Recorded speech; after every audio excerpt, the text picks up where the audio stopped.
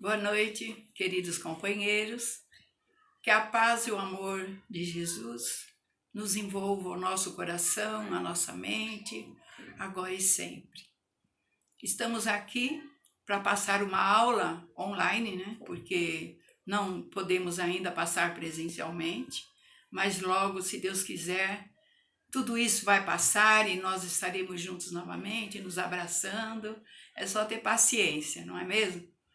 E ao fim da aula, da exposição da aula, vocês podem fazerem perguntas ou se posicionarem, que eu estarei acompanhando pelo WhatsApp a aula e poderei estar também tirando algumas dúvidas, respondendo as questões que vocês tiverem, tá ok? Vamos lá então? Eu espero que todos vocês tenham lido o livro da aula de hoje, hein? O Redentor. Tá ok? Para poder nos acompanhar e tirar suas conclusões. Tá ok? Vamos lá. A aula de hoje é hostilidades do Sinédrio, né? Porque o Sinédrio, ele vivia hostilizando Jesus. Porque Jesus era uma ameaça para as autoridades. Porque ele tinha uma autoridade moral que ninguém conseguia ter a mesma autoridade que ele. Mesmo revestido de poderes, eles não tinham aquela autoridade moral. E Jesus, aonde ele passava, havia os seguidores, as pessoas que o acompanhavam e queriam beber de sua sabedoria, né? E se beneficiar da sua energia. Imagine o que era andar acompanhado de Jesus, né? Aquela energia que envolvia todo mundo, suas palavras sábias, o seu amor que ele emanava, o carinho que ele emanava por todos. Então, ele era seguido por todos sempre. E começou a levantar aquela preocupação de que ele poderia ser o rei, poderia proclamar uma revolução e ganhar a cidade. Eles tinham muita preocupação com o poder, né? Imaginem o que não se faz hoje em dia para se permanecer no poder e como era naquela época, né? Que era pior ainda do que agora, porque naquela época o povo não tinha o direito de se manifestar. Se manifestasse, seria preso, açoitado, a sua família toda sofreria as consequências, então não havia como se manifestar. E eles seguiam Jesus como o benfeitor de todos eles, aquele que vinha com aquela serenidade. Sabe quando você está passando por problemas e vem aquela pessoa e te traz uma oração, uma calma, uma tranquilidade, né? Então, você imagina o que seria seguir Jesus naquela época. Se coloquem no lugar dos seguidores de Jesus para sentirem essa aula como que ela fala ao nosso coração, né? Então, vamos ver o que era o Sinédrio, não é? O Sinédrio, na estrutura de Jerusalém, na época de Jesus, era a Suprema Corte. O poder político e religioso era um só. O sumo sacerdote era o representante máximo do poder de Israel, que era subordinado a Roma, julgava e fazia as leis, né? Imagine o poder que eles tinham, né? Eles mesmos faziam as leis, eles mesmos julgavam as leis, né? Ai, mas é tão diferente de hoje, né? Hoje em dia, os políticos, eles fazem as leis deles, eles mesmos aprovam, eles mesmos julgam, não é assim? Cada um tem o seu cargo, mas é tudo uma panelinha só, não é mesmo? Será que é muito diferente daquela época? O que eu digo que era diferente justamente é a liberdade de expressão que temos, não é? Mas todo mundo continua assim, galfinhando pelo poder igualmente, esquecendo os bens infinitos que nós temos da divindade, o poder espiritual, o alcance espiritual, a elevação espiritual que podemos alcançar. Isso não é levado em conta. As pessoas só lutam pelo bem material. Eles esquecem o poder espiritual para poder ter o poder. Jesus descontentava o Sinédrio e era visto como um revolucionário, porém não podiam prendê-lo enquanto o povo estivesse do lado dele. Então, elaboraram um plano de ação. Todos os rabis, fariseus, saduceus, escribas e doutores da lei, razãs, dirigentes de sinagogas e outras autoridades deveriam reunir provas e arrolar o maior número de testemunhas sobre as transgressões feitas contra a Torá, como as regras de conduta, costumes e praxes estabelecidos pelo Sinédrio em vigor na Palestina. Na realidade, a Torá era um Pentateuco, uma reunião de 5 livros, né, deixados por Moisés. E eles reuniam toda a filosofia, toda a regra de conduta que eles seguiam na época. E ainda seguem. Os judeus ainda têm esse caminhar aí, esse comportamento, né, de acompanhar o Torá. Ou a Torá, não sei qual é a expressão correta. Mas quais eram as transgressões? Havia aquela preocupação de parecer que é perfeito, que é bonzinho, a hipocrisia. Vocês entendem que a hipocrisia é isso? Jesus era contra a hipocrisia. Não que ele fosse contra, ele deixava bem claro qual era a melhor maneira da pessoa se comportar, não é? Que é trazendo o que tem dentro de si, não é? Procurando se melhorar. E ele, através do seu próprio comportamento, sua própria atitude, ele demonstrava isso. E o povo o seguia porque ele tinha coragem de dizer aquilo que o povo não tinha coragem. Ele tinha coragem de fazer as coisas que o povo sabia que era o certo, mas que não tinham coragem de se posicionarem, né? E Jesus trazia tudo aquilo, né? O Torá, ele determinava, por exemplo, umas regras de conduta. Por exemplo, lavar as mãos antes de se ir a fazer uma ceia, antes das refeições, né? Tinha até mesmo aquele comer apenas, se utilizar apenas da mão direita para pôr a mão nos alimentos, porque não tinha garfo, não tinha faca, não tinha nada, né? Então, se alimentava com as mãos e só podia usar a mão direita. Quantas vezes por dia deveria ser lavada as mãos? Isso tirou o povo de muitas situações de epidemias, né? Então, tinha também quantas vezes por dia deveria se orar, né? E outras regras, são regras de conduta que deveriam ser respeitadas. E Jesus mostrava que o importante é o que a pessoa é naturalmente, e não aquilo que ela queria mostrar que era em todas as situações. As pessoas se portavam socialmente de uma maneira e, na realidade, dentro de suas casas, nas suas profissões, com as pessoas mais íntimas, eles se comportavam totalmente de maneira mais cruel, mais animalesco. Então, Jesus mostrava que nós tínhamos que ter uma atitude só diante das pessoas, diante de nós mesmos. Então, eles queriam reunir provas. Como é que eles poderiam julgar Jesus? Né? Que a intenção deles era matar, acabar com Jesus, crucificar, porque era a pior pena que podia haver, crucificar, que só os ladrões, aqueles bem malfeitores mesmo, é que eram crucificados, né? Porque eles eram crucificados e eram largados lá para todo mundo ver, até morrer, e nem enterrado eles não poderiam ser, a família não tinha esse direito. Então era a pior pena. Então, para desclassificar mesmo a pessoa. Mas como eles poderiam fazer isso com Jesus? Com todo aquele povo que o seguia, não é? Então eles começaram a fazer situações de reunir provas contra o Jesus, para mostrar a má conduta dele, né? Vamos ver aqui. O Torá são o Pentateuco, são os 5 primeiros livros da Bíblia e são as leis estabelecidas por Moisés. Eram pergaminhos, né? Que depois foram transformados em livros com a ascensão, com a modernização. Os 5 primeiros livros, temos os nomes deles aqui. O primeiro foi a Gênesis, né, escrita por Moisés.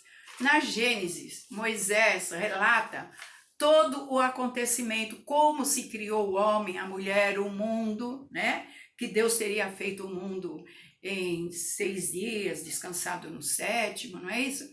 Que teria criado Adão e Eva, toda essa problemática que a gente conhece até hoje e foi trazido por Moisés nos pergaminhos dele. Mas ele já tinha esse conhecimento por situações que ele viveu no Egito, por coisas que ele leu lá, porque foi criado dentro de um palácio. Vocês conhecem a história de Moisés, né? Já foi passado aqui.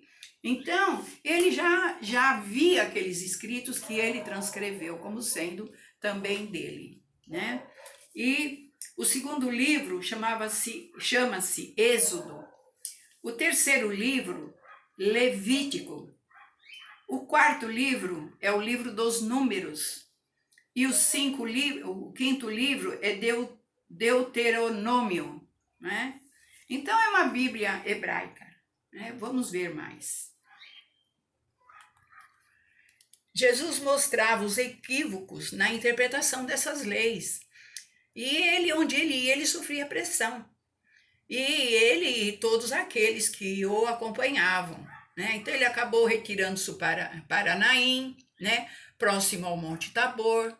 E nessa ocasião, ele foi convidado por Simão, que era um rabi, um homem mais rico desta cidade, para a ceia em sua casa.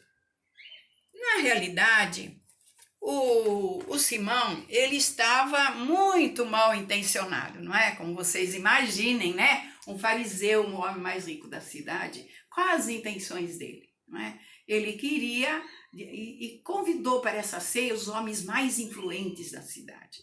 Ele queria provar como que Jesus transgredia o Torá, né? Então ele armou uma situação para que Jesus fosse colocado à prova.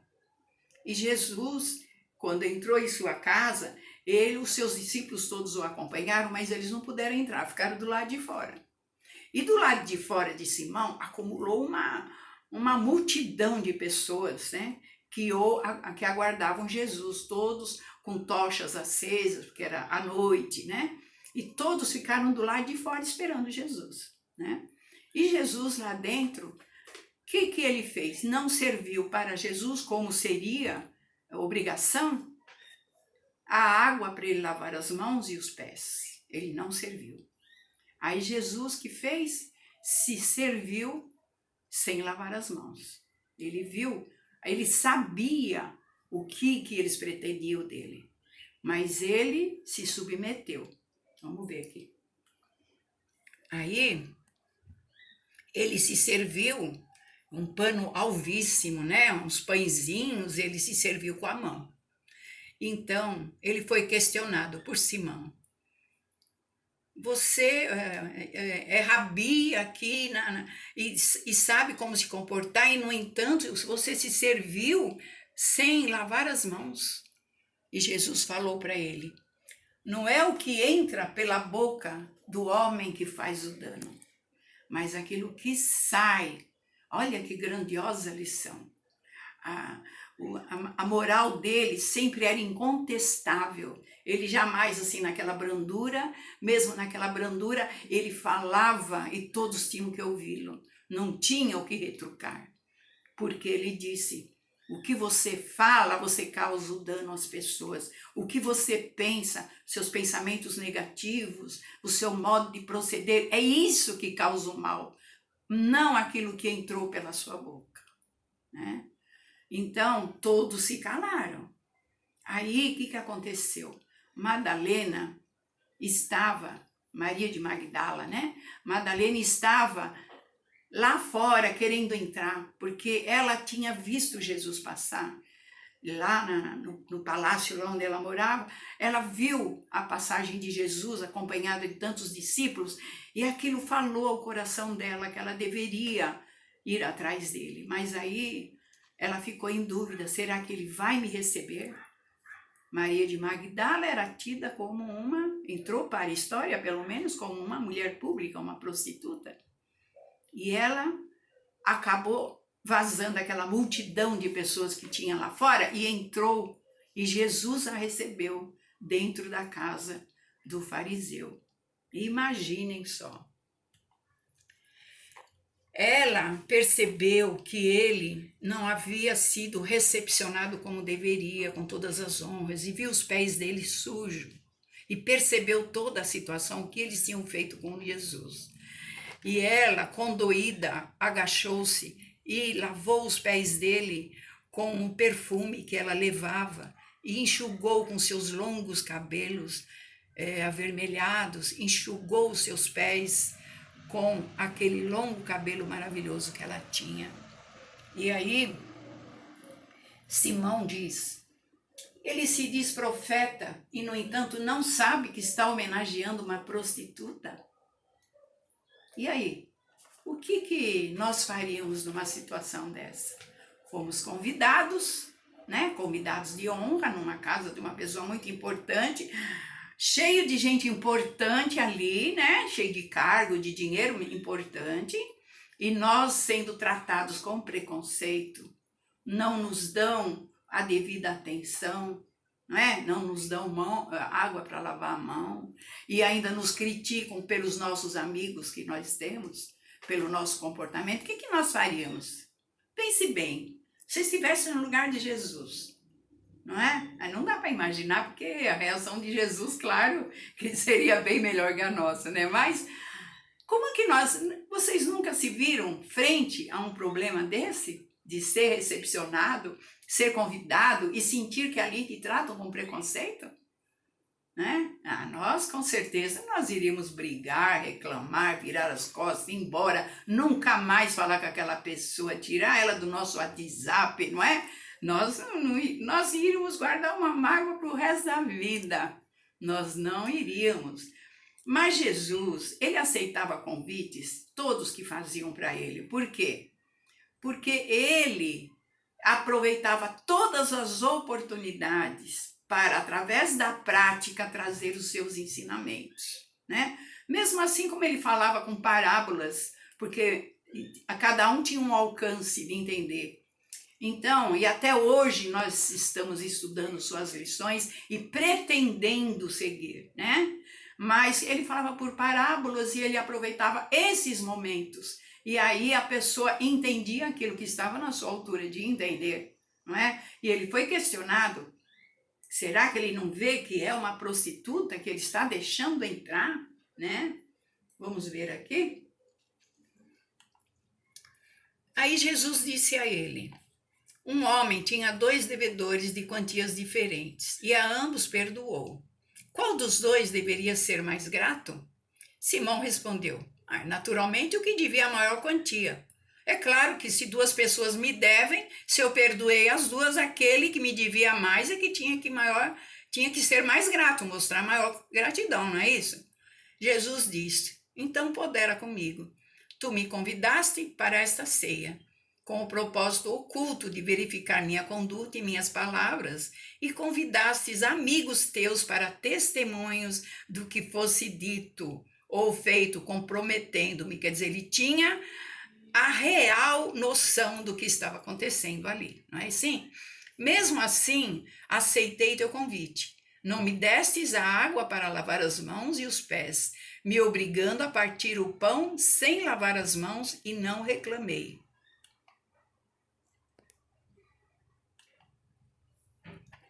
Aí, deixa eu ver. Vem agora essa mulher e me lava os pés com suas lágrimas e unge-os com perfume e enxuga-os com seus cabelos. Apesar de sabê-la pecadora, aceitei também sua homenagem. Ambos os 2 são pecadores, quer dizer, ele colocou Simão e a Madalena no mesmo patamar. Os 2 são pecadores, né? E pergunta, como vês, eu perdoei aos 2. A autoridade moral de Jesus, né? Qual dos 2 demonstrou maior gratidão? Ele pergunta a Simão. E Simão, diante de seus convidados ilustres, não teve o que responder. Todos emudeceram. Então Jesus colocou ele no mesmo patamar daquela pecadora que era vista a todos como pecadores, suas roupas coloridas, sua maneira de se relacionar, ela era pecadora. E os 2 eram pecadores. Olha, ele colocou os 2 no mesmo patamar. E Jesus disse para a mulher, levanta-te, filha, teus pecados são perdoados. Vá em paz. Essas palavras afrontavam o sinédrio e poderia merecer uma condenação. E ele sabia que arriscava a cabeça, mas falava o que achava certo. Na realidade, o Sinédrio determinava que ninguém tinha o direito de perdoar ninguém. Quem perdoava era Deus. Então, você não podia dizer, Jesus não poderia dizer, eu te perdoo. Ele podia dizer, Deus vai te perdoar. Como falava João Batista. João Batista, ele perdoava, ele não perdoava, ele dizia que Deus, se você se arrepender dos seus pecados, após o batismo, Deus vai te perdoar. Mas Jesus dizia, eu te perdoo, porque Jesus sentia Deus em si mesmo. Ele falava com as palavras de Deus na boca. Então, ele não falava, Deus vai te perdoar. Ele sabia, ele sentia e ele estava uno com Deus. Ele dizia, eu e o Pai somos um só, porque a energia de Deus vivia nele. Então, ele dizia, eu perdoo os seus pecados. Né? Então, ele sabia que isso ele estava arriscando na cabeça dele. Ele sabia muito bem qual era o risco. Mas, ao contrário de nós, né, que muitas vezes um grupinho leva a gente para agir dessa ou daquela outra forma, não é? E às vezes em determinada situação nós somos uma pessoa, em outra situação nós somos outra pessoa, somos levados por situações.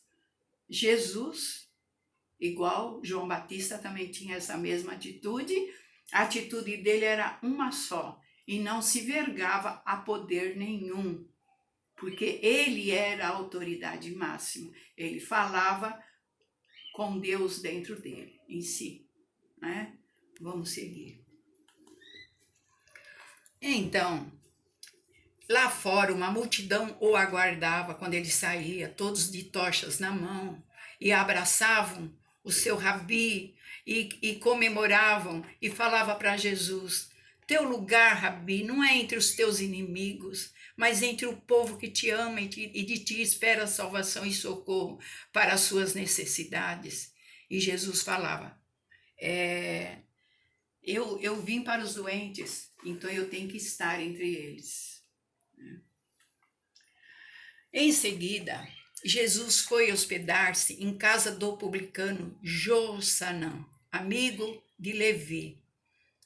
E um rabi jamais poderia entrar na casa de um publicano, pois o publicano ele era responsável por arrecadar os impostos e levava para Roma.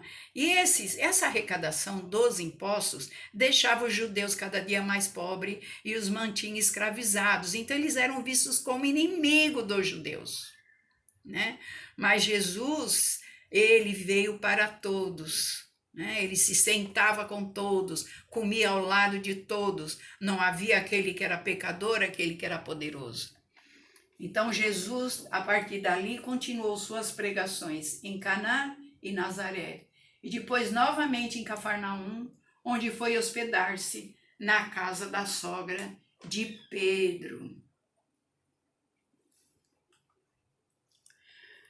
Na casa de Pedro, ele se viu reunido uma imensidão, uma população imensa queria ouvir as palavras dele. Dentro da casa não cabia, né? Então, a multidão se exprimia lá fora, querendo ouvir o que Jesus dizia, as explanações. E eram muitas perguntas que eram feitas, e a todas ele respondia com a mesma tranquilidade, o mesmo amor, o mesmo carinho. E ele estava assim, fazendo a sua pregação, quando a sua mãe Maria, sabendo dessa armadilha que estavam fazendo contra Jesus, imagine uma mãe sabendo que estavam armando para que seu filho fosse crucificado, né? Ela ficou em desespero. Então ela pegou os irmãos, ela e os irmãos de Jesus foram até a casa da sogra de Pedro para procurar Jesus, para fazê-lo desistir da sua pregação, para ele fugir, para ele se salvar, para salvar sua vida. E ela, naquele desespero, ela chegou até a casa da mãe, da sogra de Pedro, mas ela não conseguia chegar até o local. E ela mandou dizer para as pessoas que fale para Jesus que a mãe dele está aqui e quer falar-lhe. Agora veja aqui.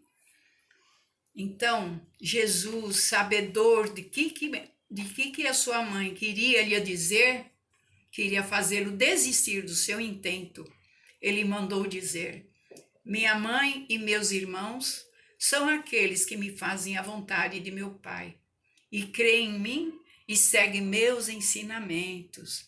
Jesus não quis dizer com isso que ele estava excluindo a família dele. Não, ele estava ampliando a sua família.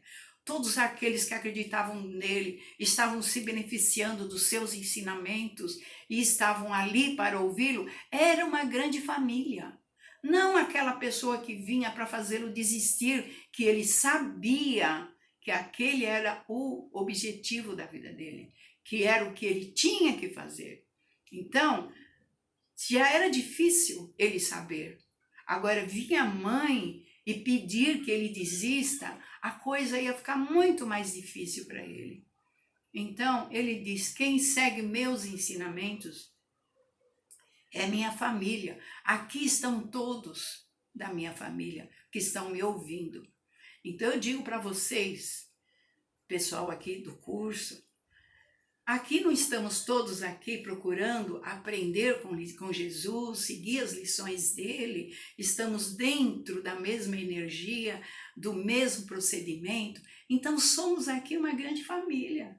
Nós somos uma família, mesmo se nos separarmos, porque às vezes a vida nos separa, sempre nos lembraremos daquele colega que fez o curso conosco, sempre nos lembraremos daquela que foi a dirigente do curso e de todas as pessoas com muito carinho. Então, nós somos uma família, mesmo que a vida nos separe, nós continuaremos sentindo esse carinho de família por todos, né? Vamos continuar? Ele não estava criticando sua família, ele a estava ampliando. Apesar dos laços de sangue, eu tenho uma família maior, a que acredita em minha mensagem. Seus discípulos eram constantemente constrangidos e colocados à prova quando lhes perguntava da posição deles sobre as transgressões de Jesus, ao que eles respondiam: ele sabe o que faz e obra para o bem de todos. Além disso, é um grande profeta e opera milagres. Eles sempre defendiam Jesus quando eles vinham pressioná-lo, mas eles retrucavam. Eles é o pessoal que estava ali contra Jesus, a favor do Sinédrio, né? Ele é um inspirado por Satã e prega contra o Torá e os sacerdotes. Ele quer levantar o povo? E tentavam confundi-los, dizendo: porventura acha que os judeus são irmãos de samaritanos e dos pagãos impuros? Então os discípulos acabavam por fugir deles, com receio que suas palavras comprometessem seu rabi.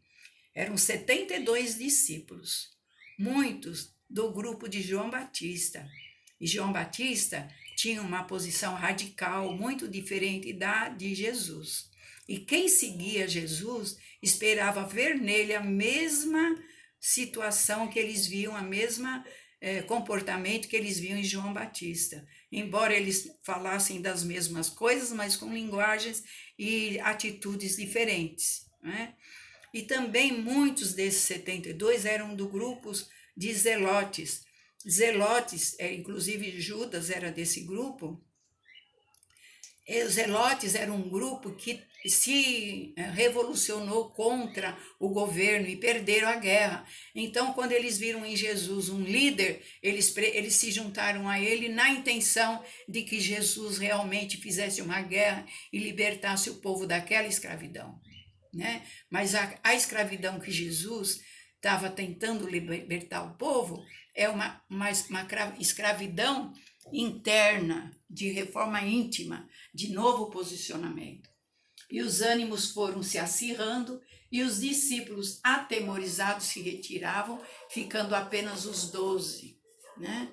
Então o pessoal falava, não, ficavam tentando defender Jesus, né? Mas eles próprios não eram muito, tinham muita certeza do que falavam, porque realmente Jesus se sentava com os pecadores, Jesus se sentava com qualquer um, né? Eles eram radicais, preconceituosos, já de cultura, né? E eles tinham que defender aquela atitude de Jesus, que nem eles entendiam direito. Então, mas ele opera milagres. Não, mas a cura que ele faz é inspirado por Satã. Então eles ficavam procurando por toda a população contra Jesus. Né? Na realidade, o que eles tinham era medo do sinédrio, de perder seus próprios poderes,